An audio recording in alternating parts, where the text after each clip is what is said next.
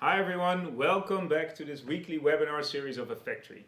My name is Arjen Swank and I'm going to be your host again for today to tell you more about the future of rewards and performance management. Our guest today is Professor Kilian Wawoe, internationally famous as a former banker and now an assistant professor specialized in rewards and performance management.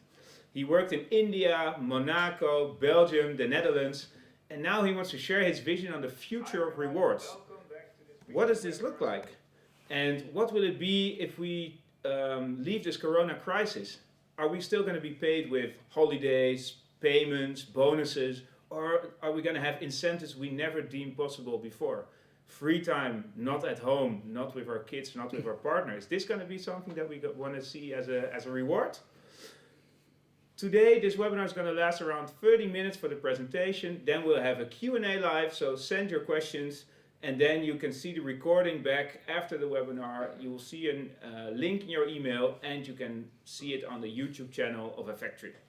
Okay, welcome Kilian. Very happy that you're here. Thank you so much. It's great to have your vision, your ideas, your well, let's say pioneering vision on rewards and performance management. Can you just share, before we start the presentation, how have last weeks been for you? You mean personally? Well, yeah. Well, the bad news of this week is that I heard that my dad was diagnosed with corona, and he's 88, and in an old age home. So I would say that was kind of a shock. The good news is that he's doing rather good, and that for the first time in my life I Skyped with him. And I can imagine, you can imagine that what you then see in an environment where there's only old people who are suffering from corona. Well, let's say I'm really happy that it's pretty mild for him. But if you would ask me how my week has been, that has taken kind of a lot of my energy. But for now, he's doing fine, so I'm okay. Let's and he's stick okay. to that. But I can imagine it's a roller coaster. Yeah, it was. Yeah, it was. And in terms of your specialism, have you seen trends developing? Have you seen things? I mean, you're going to share the presentation, but maybe... Big time. For me, it's a complete deja vu because I used to work in the banking sector where there was a lot regarding bonuses. Yeah. And as we speak, there's a huge debate going on regarding the bonuses of the CEOs of KLM and Air France. Yeah. So I feel like history is repeating completely, where big companies are being held by the government and they're going to pay out bonuses. So taxpayer money ending up in the pockets of CEO, which is not working at all. So it's, say content-wise, it's great time. I can imagine. And an ethical dilemma at the same time for these kind of companies, I can imagine. Yeah. I'm not going to take you any longer. I'm really interested to hear your story. So please take it away. Thank you so much. Okay, ladies and gentlemen, what I would like to do in the 20 odd minutes that I have is give you an idea of where I think that the field of performance management and reward is heading. I know that we are in the middle of a big crisis, but you could also say we're in the middle of the biggest human resources experiment in the modern history of man, because a lot of things are changing, and what you often see in crisis situations is that things that already have been developing over the last couple of years, now all of a sudden get a boost, or all of a sudden things that were already there get magnified. What I would like to do is share with you what I think, what are the lessons so far that we can take from this crisis. To start with another personal story, I received a phone call almost 2 weeks ago from one of the biggest companies in Europe. And their HR department gave me a call and they said, we would like to, since we're in the middle of Corona, we're probably not going to make our financial targets. Can you help us with setting targets for our management in terms of non-financials? And to be very honest, I said to them, well, I need to think about your question and call you back later. And the reason was not so much because I didn't know what to say. The reason was that I was afraid that I was going to say what I thought at that particular moment, which is that if you are being helped with government money and you're thinking about paying out bonuses to your staff, do you have any clue how taxpayers will view that? And do you have any clue of what your customers, who are also taxpayers, what they think about that? So I took a walk in the park, which is fortunately still possible in this country, and calmed down a little bit because this was my complete deja vu. But because I had the feeling that on the other end of the line, people had no clue that how you deal with taxpayer money is a very sensitive issue. So I would like to give you a couple. So for the last afterwards, I made a couple of presentations for companies to warn them from what's coming, because everything that we've seen in the banking sector is now being repeated. People who have made mistakes and thought that they could just go back to their normal lives, they made a huge mistake and had to pay the price for that. And ultimately, I remember when I said in the banking industry, like, we have to stop this bonus culture, it took them 9 years to come to the point where the public opinion already was at day one. Yeah, so let's be a bit quicker this time and take some lessons. Good. Let me, first of all, start with the conclusion of my presentation of today. I think there are 5 lessons learned. Lesson number 1 is what we've learned in the recent history, what we also seen in the past, is that we cannot predict performance. So performance management means that you are predicting performance and that you want to help people in order to make their target, but it turns out that we cannot predict performance. I will explain you in a minute what I mean with that. The second thing is that we're not able to have a good measurement of performance. Doesn't mean that we should not measure. It means that everything that we agree upon upfront is probably not going to be valid the moment that it happens. I know this sounds kind of philosophical, but I'll explain in a second what I mean with that. The third thing is that what I think is that the automatic link between performance management and reward does not work. And these days, people are being paid according to their bonus scheme, and in the bonus scheme, something was agreed upon in January, and then in the end of December, we want to make up the bill and say, okay, this is what you've earned in terms of your bonus, but my prediction is that's not going to work anymore, and that's something we should stop doing. And the fourth one, which I think, because these 3 already have been there, but now, especially in this crisis, there's a very big one, which I think is something that we all have to take care of, is that in the reward committee, there will be a new member, and the new member is called the public opinion. Which means that everything that you do in terms of reward will be under a microscope from the public opinion, and they will have an opinion about your rewards. Not only if you're ABN-AMRO, ING, or KLM, but in this case, even a regular company, if you got money from the government, most likely you will have to explain to other people what you did with that money and why. And I will also explain what I mean with that. Okay, let me first start with the prediction of performance. Now, performance management, the word management means something like how to steer a horse. Yeah, the manege is the place where the horse learns to do what it's supposed to do. So the word management, and that's what performance management, where it originates from 100 years ago, is a way to steer a person, an individual, in the right direction. The question is, what is the right direction? Now, in a simple environment, you can predict performance pretty well. So it's January, you give somebody a target, so many sales, so many customer happiness, so many, I don't know what, turnover. That's what you agree upon in the beginning of the year. And at the end of the year, that's what you're being held accountable for. Now, it turns out that in an agile world, and the word agile means that things are changing rapidly, you cannot predict 12 months ahead. The reason why people do this is because the financial year has 12 months, starts in January and ends in the 31st of December. So what we did in HR, we followed the cycle of finance, which in a simple world is no problem, because it's actually easier because all processes are aligned with finance, and finance says, our financial year starts 1st of January. But an HR year, which is, let's say, reality, is much more complex than that. It's agile. It changes, and especially in this Corona time, our reality changes every day, not to say every hour. So predicting performance at the beginning of the year is just not possible. I do not say that you shouldn't plan. The thing what I'm trying to say is that every planning should be adjusted for reality. And reality changes all the time. So don't make the mistakes like all banks did and unfortunately stopped doing after 9 years, is that you think that you can predict performance management in January. You can only agree on things for the near future and adjust them the moment that the world changes. This gives a lot of uncertainty, but that's the world that we live in. So we're creating with performance management, so classical performance management, we are creating a fake a feel of comfort that we can predict the future, but we can't. So my first advice will be is that predicting performance is just not possible in the long run, so you should stick to the short run, make it agile, and with short sprints, try to manage people throughout the years, which is a constant dialogue instead of fixing something in the beginning of the year and holding people accountable at the end of the year. It actually turns out that in evolution, in general, it's all about being agile. Yeah, and I don't know if you know the famous quote by Charles Darwin, who said it's not the strongest who survive, but those who are able to adapt to change.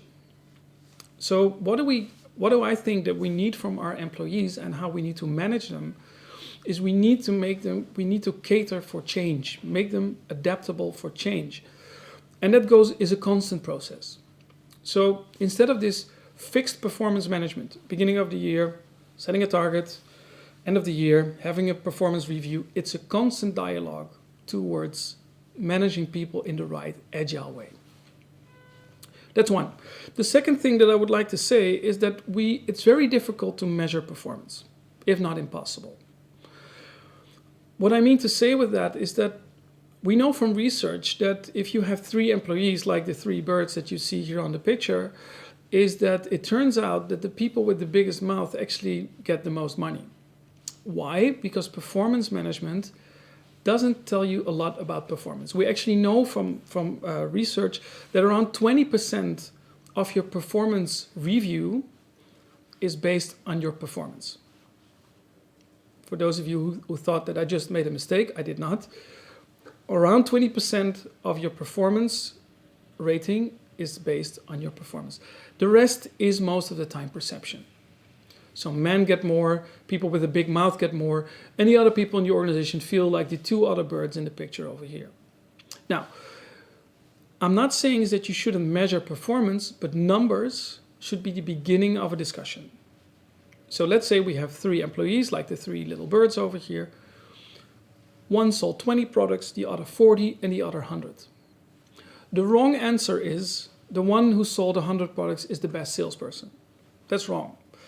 It's also wrong to say, I don't care how much you sold. The only correct answer in an agile world is that your sales is the beginning of a conversation regarding your performance. Maybe you sold the wrong products, maybe to the wrong people. It's the beginning of a constant dialogue. Yeah, so number 2, thing that has been changing in this highly agile world is do not think that you can fix performance with a rating. Yeah, with a 5-point scale, like you will get a 5 and you get a 4. It's too complex for that. It's better to have a constant dialogue what performance actually is. To give you an example, which is in the news today and is highly debated, is I want to share with you that the CEO of our national airport, Schiphol, he said some time ago, he said, I don't want to only measure financial performance, but the bonus of my employees should be made dependent on other variables, including, for instance, how we deal with noise complaints from our neighbors. Well, can you imagine? So bonuses should be linked not only to financial things, but also to non-financial things. And this is the CEO of Schiphol. Now, can you imagine what happened in the previous crisis that people said, okay, it should not only be finance. So it should also be what customers think. So in this case, and I don't know if they're going to do it, but in this case, it means if you now ask the neighbors of Schiphol, how is Schiphol doing in terms of noise, they're probably going to say it's better because there are no planes.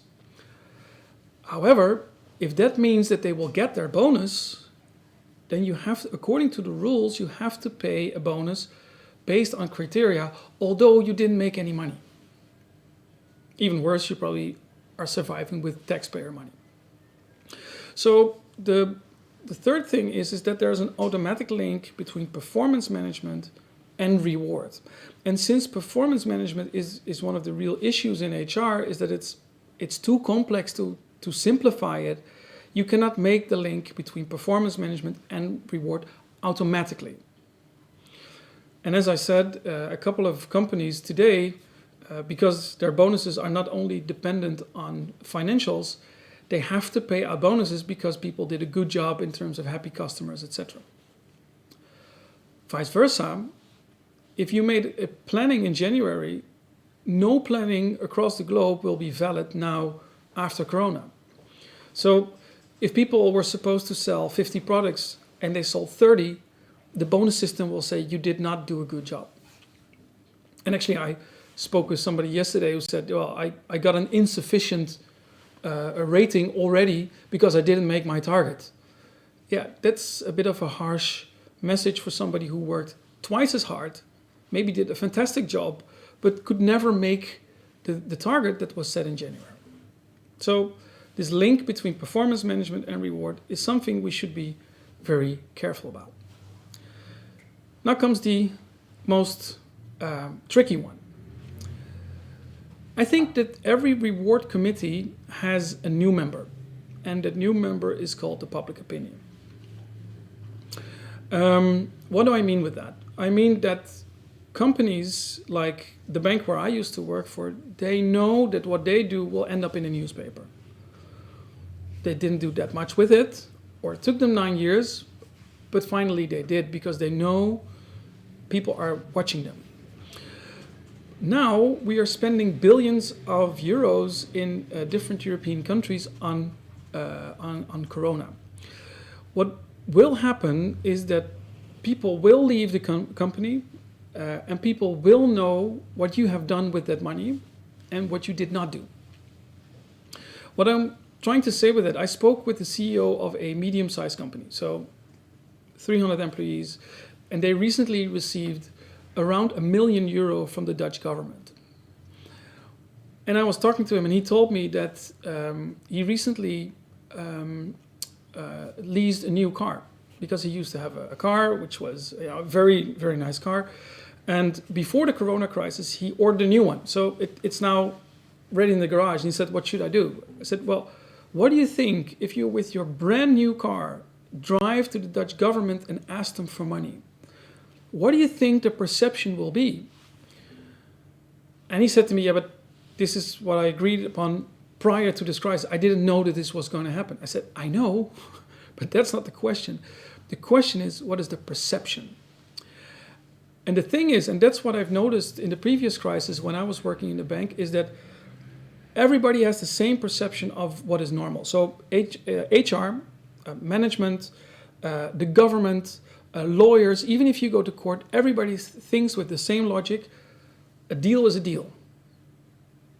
So if you agreed upon something, that's what you should do. So if you agreed upon a new lease car, if you agreed upon whatever, that's the deal. So you should stick to that. The public opinion doesn't think that way. Yeah, so if you received €500,000 from the Dutch government or the German government or wherever you are based in Europe, and at the end of the year, you're going to renew your car or you're going on a skiing holiday or whatever, people will have an opinion about that. And don't forget is that post-Corona, a lot of companies will not survive. So to give you an idea, today it's been announced that 10 billion will go to Air France and KLM. With 10 billion, every restaurant and cafe in this country could have been saved. And these people will have an opinion about you. So if you're working at KLM and you're flying almost for free business class to New York, because that's in your collective labor agreement, people will have an opinion about it. Okay, so the fourth thing that I would like to share with you is that human resources management, employees, workers' councils, lawyers, judges, even the government, they all think a deal is a deal. Public opinion doesn't work that way. That's emotion. And I think you should deal with that in a different way. I'll come to that in a second. Good. Kilian, can I ask you a question? We're Sure. getting several questions in, so I'm really happy with that, guys. Please do keep sharing because, we have the professional opinion here now. It's going back to your first point, which you just shared. People are asking us, so is there then a way to do it right? Since only in the Netherlands we have 17 million criticasters, the public opinion. In that opinion, everybody is an expert. Yeah. How do you deal with that? If you're a CEO with that new car, what can you do about it? Yeah. The advice that I gave to companies so far, and I think that's my main advice to today, is called radical transparency. Mm-hmm. Which means that I think that in your annual reports, at the end of the year, you have to show how much you got, which I think is already in the rules. You have to show how much money you got. But I think you also have to take responsibility for what you did. Mm-hmm. And if you think you're going to get trouble with the things that you're going to write down, then maybe you shouldn't do it. Because in this, let's say, X-ray society, people will find out what it is. Yeah. And you can also share or with other people. So I think that's the answer to your question. Ask other people outside of your company how they perceive what you are doing with their money. Yeah. And if you cannot explain it to a normal guy in the street, then maybe you shouldn't do it. Good idea. Now the follow-up question that I'm getting in, and well, personally I'm interested in as well, is so what will it do for your motivation? You're saying, I mean, comparing to those bonuses that you said, if you change the bonus scheme halfway the year, of course it's an extraordinary year, it's extraordinary times, it's a good story if you do it now because it's a good reason. But what will it do for the guys that were motivated by that bonus in the first place? Well, I think there's a lot of misconceptions when it comes to bonus. The word bonus means good. So you get a bonus if you do your job good. Yeah. But you actually could ask yourself the question, but if you don't do your job good, then what do you get? In other words, if you allow people not to be motivated, not to be, doing their job well, then maybe you should do something about that. So my first advice would be, if there's a huge difference between good and bad performance, then do something about bad performance first. Yeah. Okay. No, but that's what I often see is that people say, I want to differentiate between good and bad. And I say, bad? Would you lie in a hospital with good and bad doctors, with different pay schemes? It doesn't make a lot of sense. Yeah. Secondly, maybe we should stop the idea of bonuses and have more profit share and say in a good year, you get something extra. And in a not so good year, you get nothing, which is much easier to explain than this target bonus scheme where people start calculating, like I am entitled to a bonus. And then at the end of the year, people change the rules of the game. Yeah. So I would say, short answer, I would stop with bonuses in general, make it a profit share, no profit, no share. And considering that we're, well, let's say 2 months ahead, we're halfway the year, we're still going to be in lockdown. Can you change it then? Like, do you make a change even? Even the payment schemes. What will happen if you just say, well, by now, 1st of June, we're going to cut it down and we're going to do something completely new? Yeah. Just one advice from, let's say, another field in psychology is that if you want to change the rules of the game, don't do that by yourself, but ask people how they can contribute to the benefit of the company. So if you would say, for instance, I got a phone call yesterday from people who have, the National Association of Restaurants and Hotels, and I've heard that a lot of people are taking measures. Don't take measures, but start a conversation and say, look, we're not going to survive. If we go on like this, we're not going to survive. What are you willing to do? What are you willing to sacrifice in order for us to survive? Then the next question is, what are you as CEO are willing to do? And if you still have your big BMW and then saying, well, you should take a sacrifice, that's not working. So people have a natural tendency to be reciprocal. So that you're giving and taking is something which is very deep in our psychological mind. So rather use that than impose measures. Yeah. Okay. Good. Thanks. Yeah. Welcome. Let me finalize at least the story that I wanted to tell you. Let me finalize with a couple of very concrete advices that I would like to give you. First, I think the time is there to make a split between performance management and reward. So we used to have this classical performance management system, target in January, mid-year review in summer, end of year review. Did you do a good job? Bonus. No good job? No bonus. That's the classical performance management system. I think we should stop that. We should have two different processes. One is regarding performance, how are you doing, which is a much more agile process, a constant dialogue on performance improvement, how can I help you, do you have stress in your job, how do you see yourself in the future, do you need skills that we train upon, etc. So performance management and reward should be unlinked. Yeah, they should be separated. And then performance management is a process which is there for growth. So if you want to help people to grow in their career, to coach them, that's something separate than the reward issue. Reward and performance management, often also in a conversation, if you just told somebody you're not doing a really good job, and at the end of the conversation, yeah, but you are entitled for your bonus, people don't hear that. Vice versa, if you just gave a compliment and then said, yeah, but by the way, you're not going to get your bonus, all the attention will go to that last minute.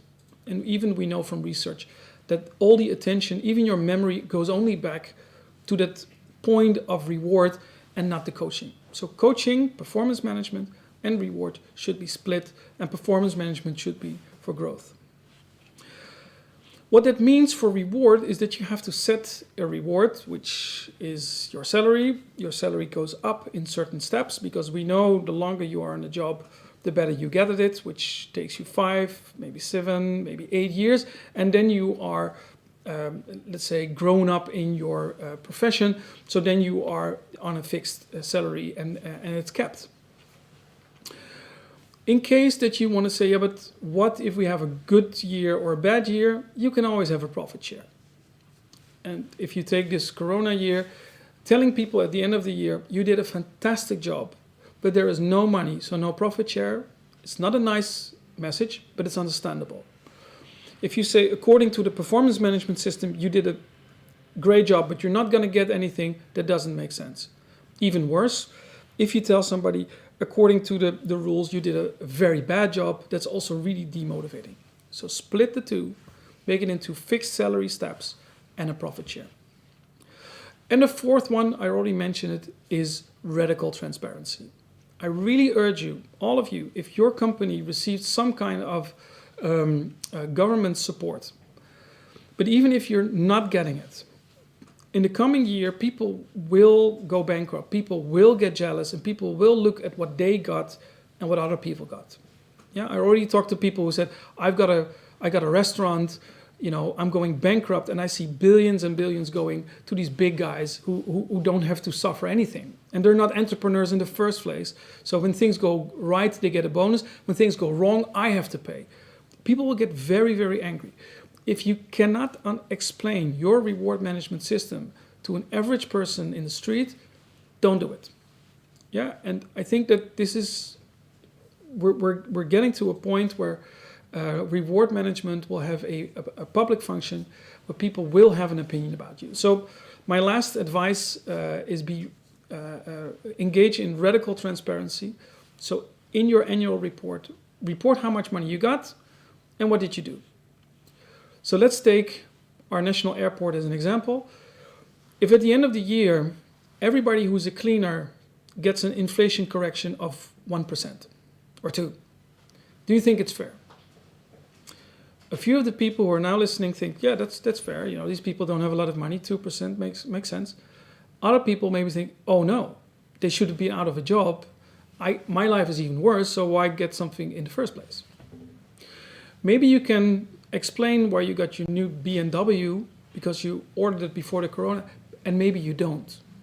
In other words, have the dialogue with the public opinion. So go out in the street, go to your customers, and always think in the back of your mind, if I cannot explain this, maybe I shouldn't do this. Good. Those are my advices. In a nutshell, I think one of the most important things on this corona crisis is that we should learn that we as human resources department, or we in human resources, but we often think in terms of what has been agreed upon. Yeah, and now we have to think in terms of what makes sense to you. Great. Thank you so much. I think this was quite, the lesson learned. However, there is a question from Raphael coming in, and I'm kind of tempted to ask you, because he's asking, so how does it come that we learn so little from previous crises, like the banking crisis? You mentioned it in the introduction. I mean, your advices are clear. I think some of these would have applied probably 10 years ago as well. So why do we learn so little? That's a good question, Raphael. Banks have something that other companies don't have. If you're very angry with your bank, and I can tell you 10 years ago, people did not dare to tell when they went to parties or hairdressers that they were working for a bank. People were very, very angry with the bank. For instance, the bank where I worked was saved with 16 billion euros. And people were very angry with that. There's just one big difference. If you're in a bank, people cannot protest. Well, they can get angry, but you cannot say, well, I'm so angry, I'll take away my mortgage. That's impossible. You cannot say, well, then I won't use my bank anymore. That's impossible. Which is different for KLM. If you're angry with KLM, you can take another airline. There's another airline where the CEO says, I will only have €1 salary, no more bonuses, nobody gets anything extra, no extra flights, whatever. If I can choose, I know what to choose. Answer to Raphael's question is banks were in a position that other companies are not. And that's why it took so incredibly long for banks to be stubborn, to ignore the public opinion. You don't have that luxury. You cannot afford to do the same thing. So it takes that's why it took a long time. I think this time it will go really different. So don't compare this crisis with the previous one. Good. I think what's interesting then is, but maybe this is on a different level, but can we even justify these investments that we're making to save an airline like KLM? You mentioned the restaurants, the bars. Yeah. KLM's got 30,000 people working there. I mean, those 30,000 versus maybe hundreds that might lose their job. How do you look at that then? Well, I'm an HR specialist, so but even I have the knowledge that an airline is important for the national economy. So it has much more than the people working there. It has a function also towards people, flying in and out. And for instance, in Belgium, the national airline was not saved, and that cost them a lot of money in the end as well. So there is, let's say, an economic rationale to help KLM more than others. However, and that is my field in HR, people will compare what they got towards what others people received in the same time. And then you will see billions going to KLM and other people are going bankrupt. I don't want to make the economic judgment if that is wrong or right. I just want to say that you have to be very careful if you're KLM, if you're Schiphol, but also medium-sized companies. If you got a couple of million and next to you is a restaurant who didn't get anything or wasn't able to survive, let me put it that way, they will have an opinion about you. And don't forget, not every taxpayer is your customer, but every customer is a taxpayer. So they will have an opinion about you. And that's what the point I'm trying to make. Yeah, good. Thanks. Yeah. Now I know you're educated as an organizational psychologist. That's your profession from background, let's say, or your studies. I can imagine it's hugely interesting of what's happening to analyze like the different motivators in companies. Yeah. Do you see let's say a link or an influence of payment, of reward on engagement levels of people? You mean the link between money and engagement? Yeah. It's not as high as most people think it is. In other words, motivation often comes more from the inside than from the outside. And if you turn it around, if you need to pay people extra money to like their job, you have a really big problem. I think money as a motivator or as an engager is really overestimated. Mm-hmm. A good conversation, so a good manager that actually cares about you, people that you're doing the things that you like to do in your job, is really underestimated. And to translate it into HR terms, I think reward is overestimated and performance management is underestimated. Tough terms. If money is overestimated, do you have great examples of qualitative performance management or reward then? So how do we make this into different benefits? Yeah.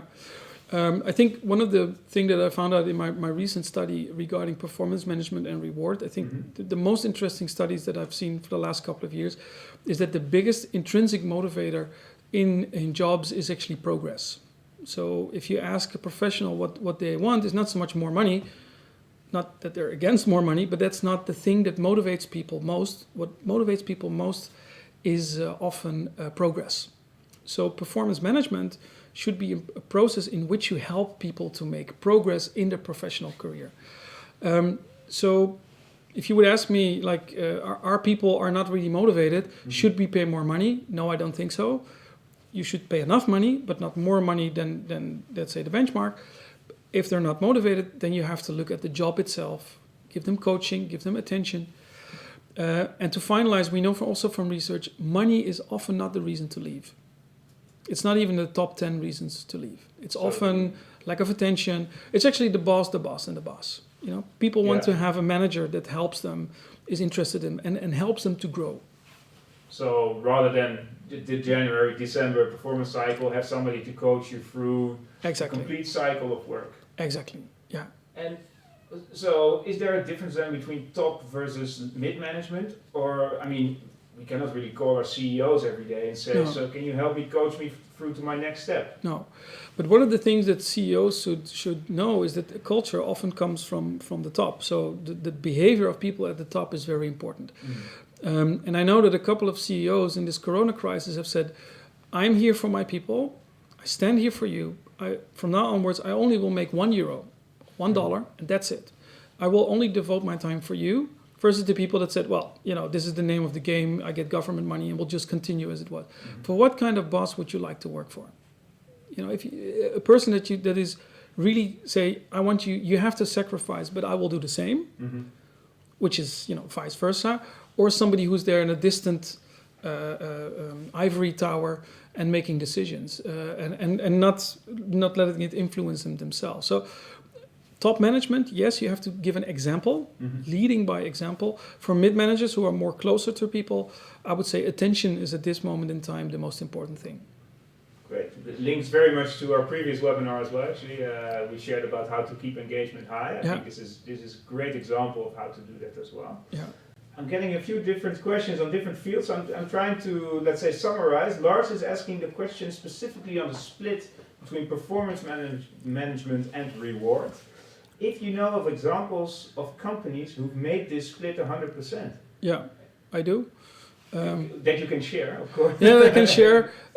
Well, Lars, fortunately, I have a very simple name for Google, so there are a couple of articles, and I'm more than happy to share it with them. Even give you a book for free if you want, on case studies like Achmea, like Randstad, like ABN-AMRO. There are a couple of organizations that made a complete split. A lot of Deloitte, so there are a lot of companies that are making this split between performance management and reward, and who are actually very happy with that system. Is this easier for a services company? I mean, or let's say a consultancy? I mean, Deloitte, Randstad, Achmea, they're the white collar, let's say highly educated workers. How about the production companies? In production, let's say the least money people make and the simpler it is to measure performance, the more classical performance management you see working. But in most companies where people work in Western Europe, I would say 90% of them, we should stop having this system with performance management and reward, and then having this ritual dance in December where you get a 5 or a 4 or an A or a B. That's a waste of time. Yeah, but there are some companies which are the exception to the rule where it might work. And if Lars is interested, I'm more than happy to share a couple of real life examples. Cool, great. I think this one comes to the heart of what Lilian is sending us. She's asking us, so how do you convince managers, and I'm pretty sure that you have an idea about this, how do you convince managers to have ongoing performance management conversations, the new setup, when they feel the current mid-year or annual review process, they see it as time-consuming, a tick-box exercise, but it works. Yeah. So why change? There's a lot of research done on the ineffectivity of performance management and reward. And when Deloitte saw all this research, they made a calculation. They came to the conclusion that they were spending like 60 million euro a year on a process which managers did not believe in, where employees did not believe in, where people thought it was unfair, and where they even showed it was unfair. And then the question to your managers could be, is that So you're spending this is an average, let's say 150 to 200 hours a year on a performance management cycle that people don't like, don't believe in, and it doesn't lead to any better performance. Well, most of the time when I'm talking to managers, this is the moment that they put away their phones and like, okay, what is the alternative? Yeah, so it's a cost and benefit exercise for most managers. So you're spending a lot of money in terms of time, and it's not giving you more than a lot of frustration. Maybe it's time for something new. Yeah, so make a cost and benefit exercise and show them that it's costing a lot and not delivering a lot. Who should be in the lead in this? Is it HR? Should they convince their CEO? Who's the one driving this? Yeah, it should be HR, although in my most recent book, I've came to the conclusion that if you go to your CEO and they say, no, I need to have a carrot and a stick, and I need to steer my employees and set a target in January and make them responsible in December, stop the conversation, go home. I've tried it myself. Those were my biggest mistakes, I can tell you. I keep on whinging, by keep on trying to convince them. If a CEO or the board of directors really think that you can set targets in January and make people responsible in December, there comes a point that you have to admit this is not going to work. Considering that your most recent book was about this in an agile environment, I think, yeah. I guess that's, apart from that your book is going to be ordered a lot in the changing times that we have now, I guess a lot of people are going to implement these kind of agile changes as well. So maybe the conversation becomes easier rather than, well, not in December, but now I hope so. We have to change, right? So I hope so. Although I have to rewrite my book as we speak, because there is something which I think is the real, and I know that I'm going to say this for the third time, but reward in public opinion is something that's going to be on the agenda for the coming time. And we will find out the hard way that if people have an opinion about your reward management, that you have to take that into account. So my book is getting outdated, but I'm working on it. Good. Okay. Well, great note. I think for people to keep looking out for it. We're looking at time, so we're rounding off a little bit. I just want to ask you this question as well, because it relates to what's happening around us. Well, people are working from home. We're all remote workers now. What challenges do you foresee in performance management now that most employees work remotely due to the COVID situation? How would you solve these challenges for the future? You mean how to deal with performance management at this specific time? Somebody in the practical scene, so they're trying to rate their people maybe, having no clue because they cannot see them. Yeah. I think, from the heart, we should stop performance management, because this is the ultimate bankrupt of the system. Because how can you measure performance from a distance?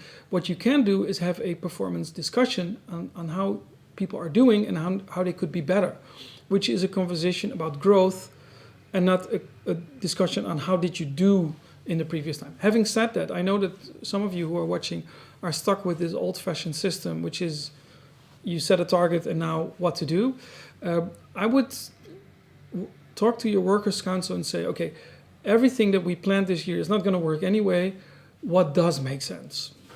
Yeah, it's as simple as that.